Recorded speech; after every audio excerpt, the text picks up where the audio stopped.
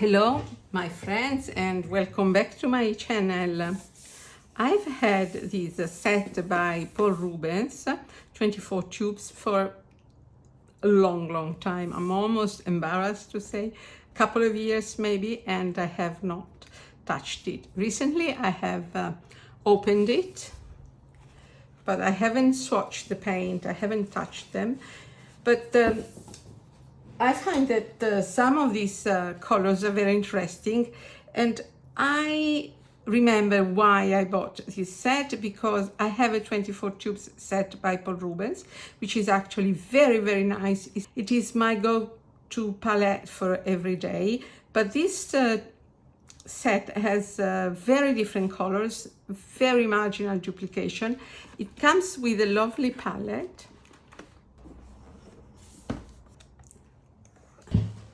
It's an airtight palette with very large wells, which I love, large wells for picking paint. And what I do now, I will set up my palette with these colors, and then I will swatch them with you. See you later.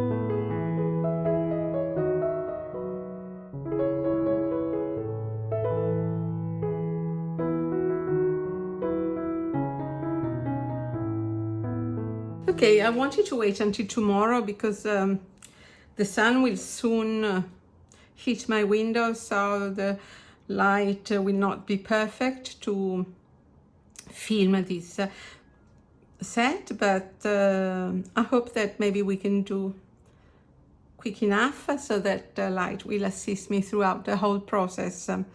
And I was too curious. I start with ceramic white. Ceramic white is, I have some notes, is litho pen. It's used for mixes. It's not usually sold on its own, and you can find it, for instance, in Mountain Blue by Schmink. It's used from artist brands as well, in mixes. PW5 ceramic white. It's not the most opaque, but it's not it's raw, but it is meant to make more opaque colors and lighter, more pastel. Then I have Brilliant Yellow Light. Brilliant Yellow, it's a color that Brilliant Jaune Brilliant, that I would like to explore in the next video. And it's a bit an alternative to Naples Yellow. It's perfect in skies, for instance. It's also nude for nudes or portraits. And I have PY3 Hansa Yellow, and it is permanent lemon yellow. It's very transparent, light, vibrant yellow. Not so transparent, maybe.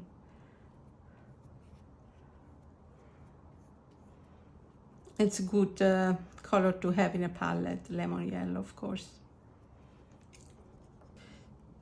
Then I have PY1, which is one more Hansa Yellow. It's permanent yellow light, because then there is also a different type of Hansa Yellow, which is yellow deep. But this is permanent yellow light. A very nice alternative to cadmium yellow. and it is cadmium free. Then I have permanent orange yellow, but it's not PY74. Actually, there was a pigment missing here. I will add it later. Actually, it is PY74 medium Hansa yellow plus PO73 parrot orange, and they give this lovely permanent orange yellow.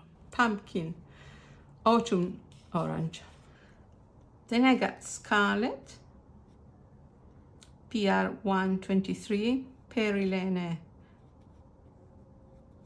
scarlet. Actually, it's quite dark. I think the scarlet usually it's warmer, maybe. This is not so warm in mass tone, but it dilutes to a nice warm red actually when you wash it down. It's a raw, lovely red.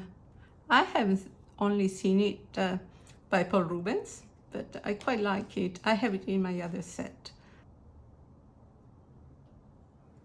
Peach Light. Peach Light is PR146, is an after red. After reds can be not light fast. This is a light fast one, but there must be some fluo agent not declared, so it will not be so light fast. And it is an opera rose actually. This is also a nice color to have in your palette, as long as you're aware that it is not light fast. If you scan your products, it's really lovely. Then we have, I know you will like this, lavender blue. Lovely pastel lavender.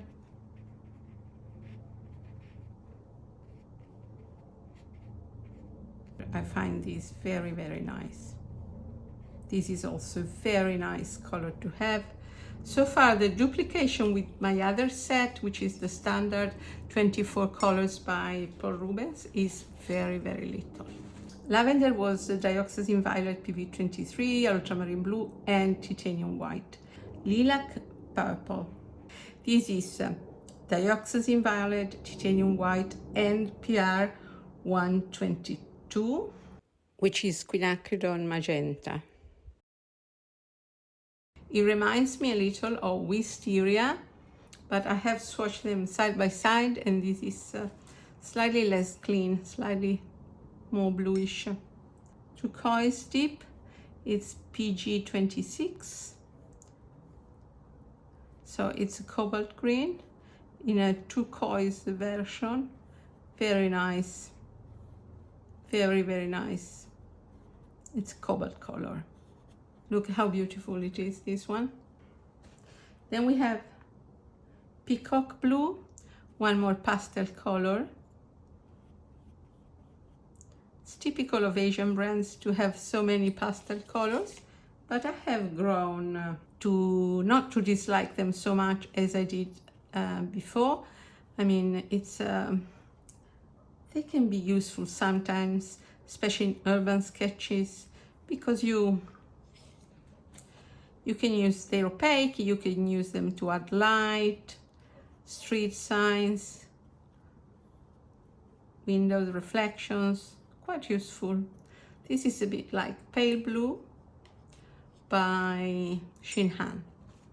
And then we have one more pastel color, which is mineral green, which is Viridian, PG18, PY36,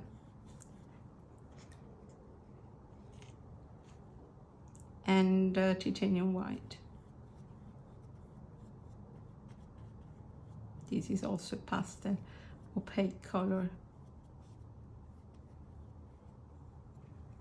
Then we have, this is very interesting.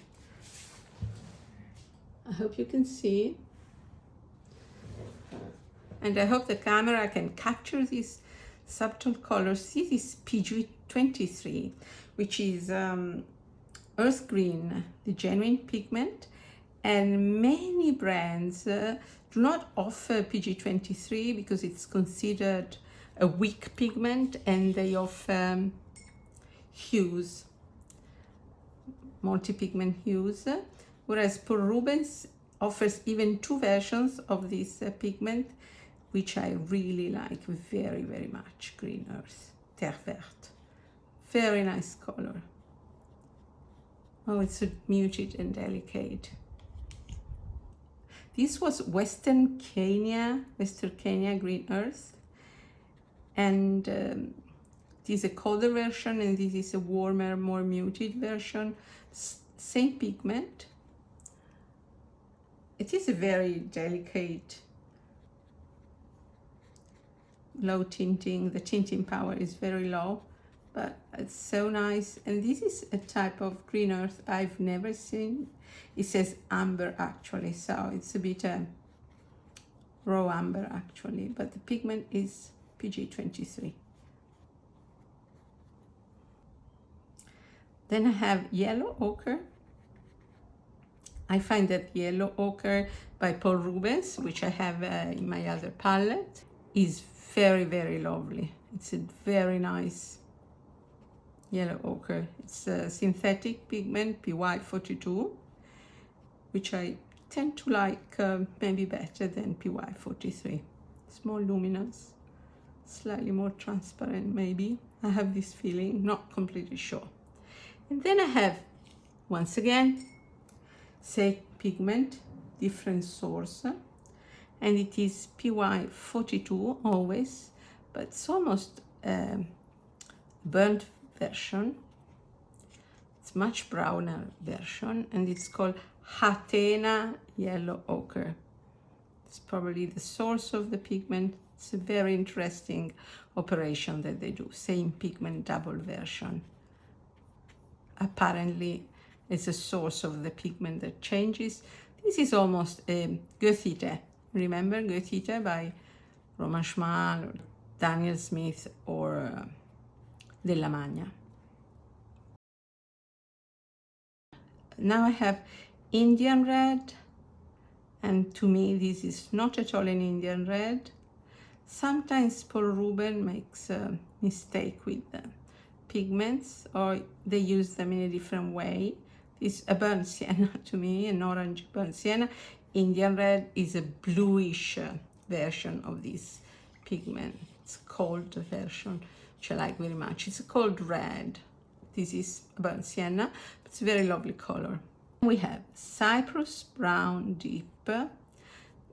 Earth tones are not the forte of Paul Rubens, I find.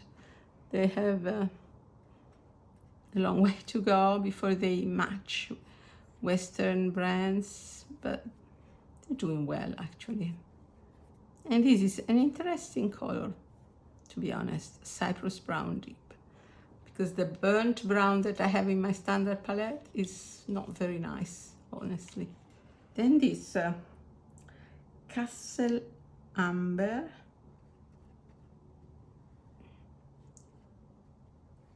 It's like a sepia.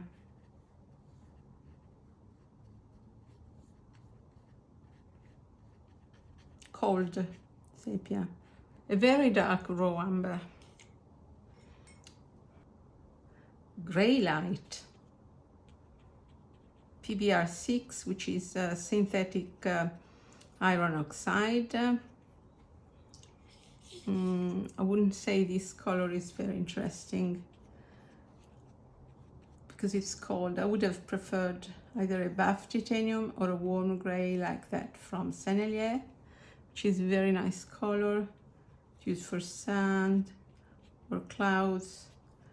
This is slightly more stupid color, but now that I see it on paper completely, it's not that bad. No, it's nice.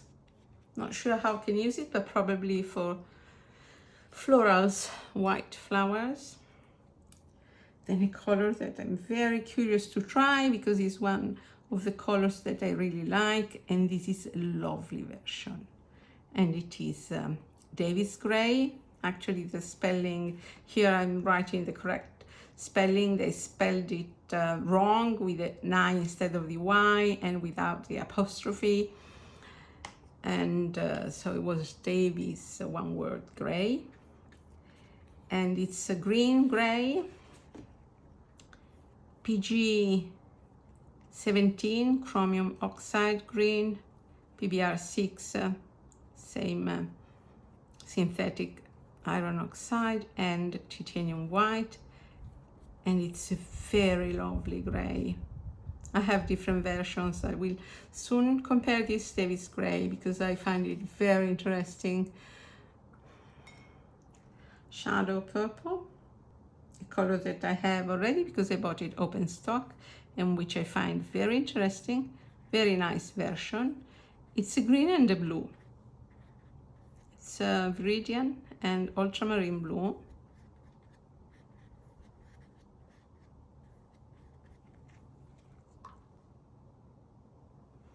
Then yellow green. Don't ask me why I put it here. Should have gone with the greens, but in any case, this is a color that I already have in the other palette, and is medium Hansa yellow, PY 74, and phthalo green yellow shade, PG 36. It's a very vibrant, glowing green, bit artificial. Not my favorite, but you know, for meadows, you can use it. And then we have German Vine Black, and it is PBR 11, a pigment that I have never seen before. It's a dark brown. It's magnesium ferrite. It's used by Daniel Smith in Lunar Earth. Very nice dark. Should granulate, I think. Let me add more on wet paper.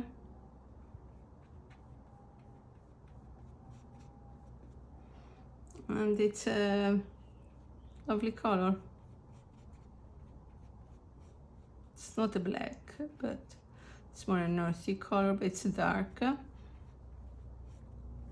And here we are. I would love to make a sketch with this, but I'm not sure what to do. I'll think about it and I'll do it tomorrow. But keep watching because I will edit as one video. Here I am the day after. The first thing I do, I press my thumb against paint so that I create a small indentation to hold water when I reactivate my paint. That could help to re-wet and reactivate the paint. I have tried drawing yesterday, but I wasn't completely satisfied, but at least I have become slightly more familiar with these colors, and I will try my sketch for you today. I'm going to make a very simple sketch. The range is limited. There are not many colors that I would need usually, but I do my best with this paint. And now I will speed everything up.